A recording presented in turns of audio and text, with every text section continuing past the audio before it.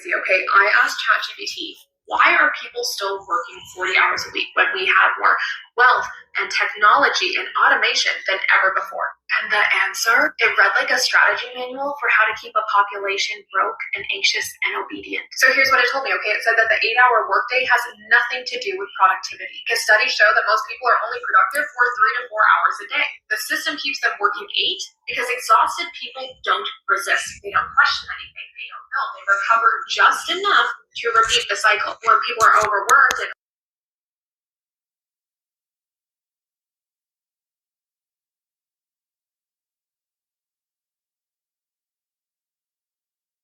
on debt, college, house, wedding, car, kids. Life is front-loaded with expenses. None of that is designed to actually generate income. By the time they're 25, they've already sold off decades of their future labor hours they haven't even lived yet. They think that's normal, but that's actually the trap. Here's where it gets more calculated. Okay, tired people spend more, but anxious people spend fast. So the system engineers anxiety. It floods you with unrealistic expectations and financial pressure and nonstop comparison. And that same system tells you you are behind and you are not enough. And then it offers to sell you the solution. A workout plan, a productivity app, a face serum. They create the problem and then monetize the cure. They first profit from your labor and then they profit off of your emotional fallout. And they've convinced you that it's your fault. Now, I got out of this system, okay, not by working harder, but by learning how money actually works, by studying what the rich do and not listening to the propaganda sold to the middle and lower classes. You need to learn how to stop trading time for money, how to build income through assets, how taxes and debt and investing actually work. Because the people that do, those are the ones that actually win. They built the system to keep you small, but financial literacy is how you outgrow it. That's what my page is all about. I have hundreds, thousands of videos on these topics. I have free... Which is interesting, but first of all, I want to give all praises to Yahweh, Bahashim Yahushai, Bahashim Rakakadash. Double honors to the apostles and elders of Great Millstone. Salutation to all the brothers and the few sisters out there. Unto his like foreigners from the seed of Abraham, Isaac, and Jacob, Shalom in the Hebrew, which means peace.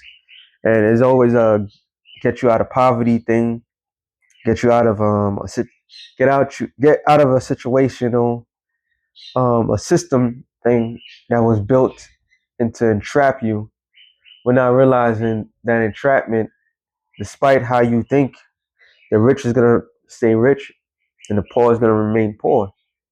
All right. And it's not to knock anybody's ambition, but the reality is shown no matter what you do, however you do, there's always a trap behind the door. And that's why people fall for they always fall for the same thing. Because ask yourself this question: why are you always trying to get something, chase something that is not to be chased? And that thing that needs to be, the people that does chase, they chase what? Money. All right. I believe. Oh, wings. So people out here still trying to get out of poverty and not realizing the game is being changed. All right. That's the thing about this backing. And only the people that can disassociate with this system can truly be free. But even in that sense, you're not free. America was not created as an experimental place that was created to punish the Lord's chosen people. And it punished not only the Lord's chosen people, it also punished other people. All right. Proverbs 23:4. Labor not to be rich. Cease from thine own wisdom. Right? Wilt thou set thine eyes upon that which is not? Riches are certainly make themselves wings, and they fly away as an eagle towards heaven, because they disappear. Your riches would disappear. All right. Riches don't mean shit in the day of judgment. Matter of fact, it just took it. I just took it there. Zephaniah 1:15. Is it 1:15? It's 18. Sorry. It says, neither their silver nor their gold shall be able to deliver them in the day of the Lord's wrath. but the whole land shall be devoured by fire of his jealousy. For he shall make an even speedy riddance of all them that dwell in the land. That land is talking about America. So here it is. People are putting their hopes and dreams into something that a land that is going to be destroyed. So that's counterproductive. Okay, that's that's not of a wise investment, so to speak. The investment needs to be towards something that's gonna you're gonna get back and then some. America was that great experiment for the children of Israel. Matter of fact, Haggai 1:4 or 5:6.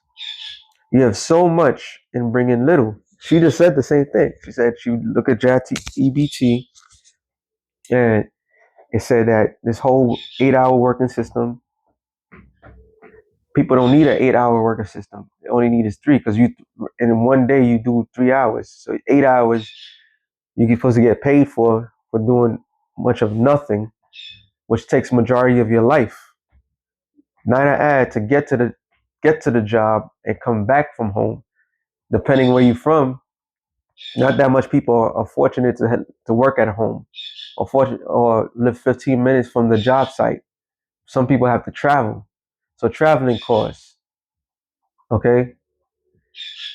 And most of the times traveling, especially if you don't live in a big city, it takes like an hour and change just to get to the job. So that's 10 hours to go and come back. You're exhausted. You have 8 hours to decompose. I mean, to calm yourself down and whatever. But by the time you get home, you get the extra energy.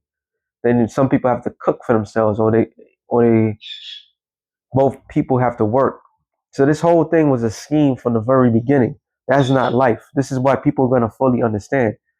All right, this is not life. The Lord did not attend an 8-hour work shift for people. Okay, a 12-hour work shift, overtime, and so forth. And many it's not meant for the nation of Israel. It says you have so much and bring in little. You eat, but you have not enough. You drink, but you are not filled with drink. You clothe you, but there's no warm. There's no warm. And he that earneth wages to put into a bag full of holes. So all that hard work don't mean anything because you're not putting anything into it. Might I add, I'm going to Baruch 3:8. It says, "Behold, we are yet this day in our captivity." So, in obvious sense, we in captivity. You Negroes, Latinos, and Native Americans. Right now, they're about to take away WIC, food stamps, and all this other stuff, which entails they're done. They're done supplying and taking care of you, proving that you was in captivity, that you need their permission to eat. You need their help to do certain things.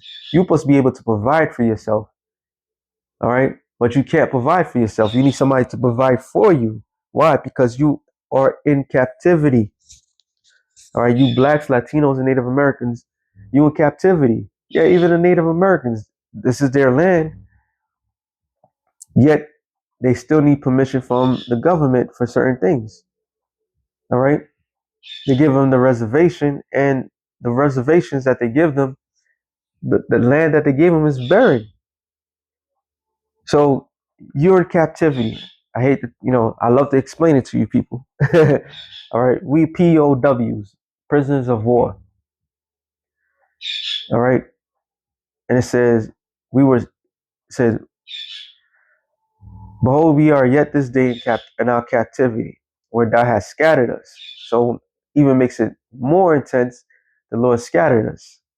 All right. To the four corners of the earth for a reproach and a curse, and to be subject to payments according to that, to all the iniquities of our forefathers, which departed from our Lord Yahweh. So we are subject to payments. We're subject to pay back. All right. So whatever we do financially is only going to get us so far. This is why we're supposed to have something that can get us through the day. All right, not to rely on the system.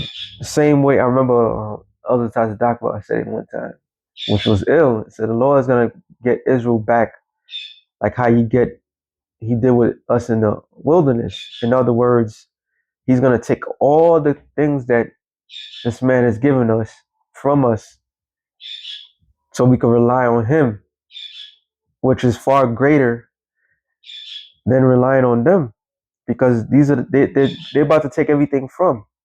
They put us in a system, created a system to entrap us, right? So our sole reliability is always been on Yahweh Bashem Yahushai. All right. Matthew 6 and 16. No. Matthew 6 and 19 on down. It says, lay not up for yourselves treasures upon earth, where moth and rust doeth corrupt, and where thieves break through and steal. You have accounts, bank accounts that always, so there's always some fraud going on. You went from hard assets to put it in the bank and trusting the bank to hold your assets for you, to the point where you have no assets. You just rely on the paper that was given that has no merit, no nothing.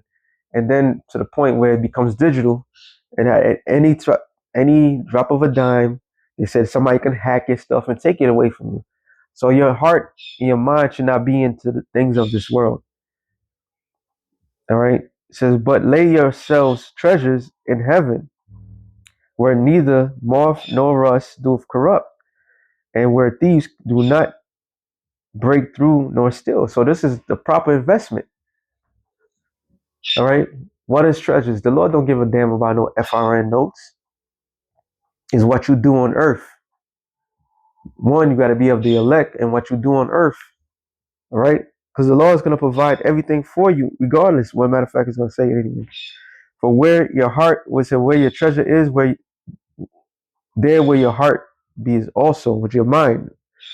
The light of the body is the eye. If therefore thine eye be single, the whole body shall be full of light.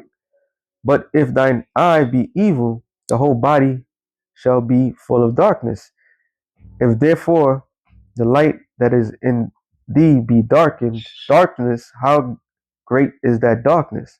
No man can serve two masters, for either way he will hate the one and love the other, or else he would hold the one and despise the other. You cannot serve God and mammon, which means money. So you have to make a choice. And the choice is already made for people. All right.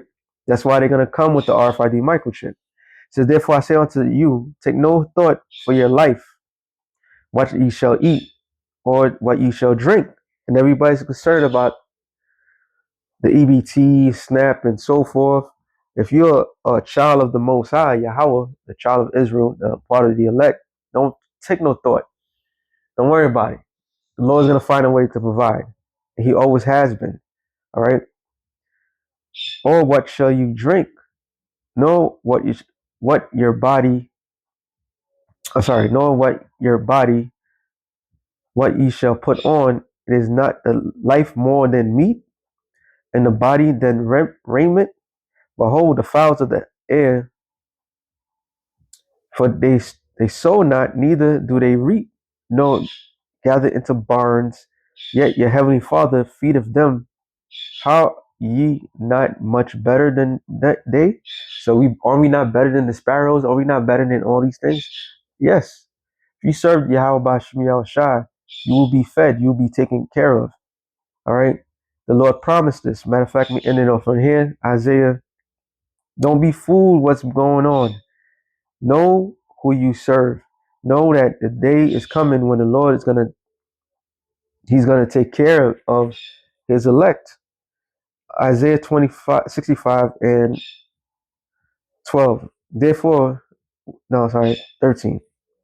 But therefore, thus saith the Lord, behold, my servant shall eat, but you shall hunger. Behold, my servant shall drink, but you shall be thirsty. Behold, my servants shall rejoice, and you shall be ashamed. So the shame for all these people that turn their back against the Lord is about to come on them. And those that trust in the Lord is going to protect and take care of like he always has been. So with that being said, shalom to the elect of the nation Israel. Shalom.